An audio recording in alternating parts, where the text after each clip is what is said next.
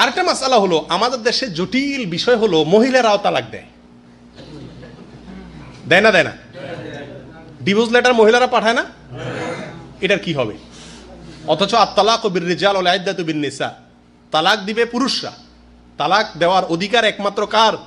পুরুষের। মহিলা তালাক দেওয়ার অধিকার নাই তো। এখন অনেকে বলে কেন নাই? কেন নাই? মহিলাদের যদি তালাকের অধিকার হতো তাহলে দুনিয়াতে সংসার কয়টা ঠিক তো আল্লাহ জানে। কারণ এরা কথায় কথায় কি করে, একবারে শেষ চিকিৎসায় চলে যায়, শেষ অস্ত্র ব্যবহার শুরু করে দেয়।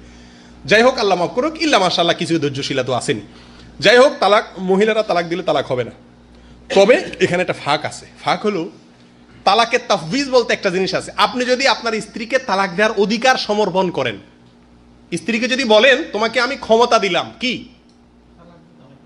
তুমি নিজের উপরে নিজে তালাক দিতে পারো, তখন সে তালাক গ্রহণ করতে পারে, তবুও তালাক দিতে পারে না, স্বামীকে তালাক দিতে পারে না। সে বলবে আমাকে স্বামী যে তালাক গ্রহণের ক্ষমতা দিয়েছে সেই ক্ষমতা বলে আমি তালাক গ্রহণ করলাম, এটা সুযোগ আছে। কিন্তু এক্ষেত্রে একটা জিনিস জানার বিষয়, আমাদের দেশে যে কাবিননামা হয়, এই কাবিননামা যে সিগনেচার করে এক বেটাও পড়ে বলে আমার মনে হয় না। কাবিননামাতে অনেকগুলো পয়েন্ট আছে, অনেকগুলো শর্ত নিয়ম কানুন আছে। এখানে সিগনেচার যে মাইরা দিয়ে আসে, পড়েও না ভিতরে কি লেখা আছে, ঠিক কি না?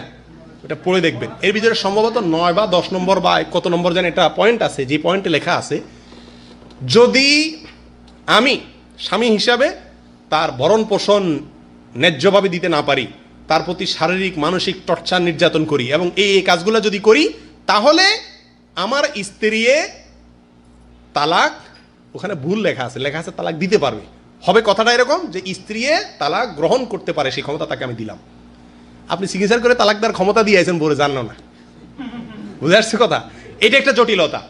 এখানে আবার ভাষাগত সমস্যাও আছে, এগুলো যারা করছে তারা মাসালাও বুঝে না, এটা একটা সমস্যা আছে। যাই হোক, এরকম সমস্যা দেখা দিলে যে স্ত্রী তালাক দিছে বা ডিভোর্স লেটার পাঠাইছে উকিল দিয়া, তখন ওটা ডিভোর্স লেটার ভাষা কি, কাবিননামায় কি লেখা আছে, এগুলো চেক করে কোনো আলেমের কাছ থেকে যাচাই করে তারপর সিদ্ধান্ত নিতে হবে।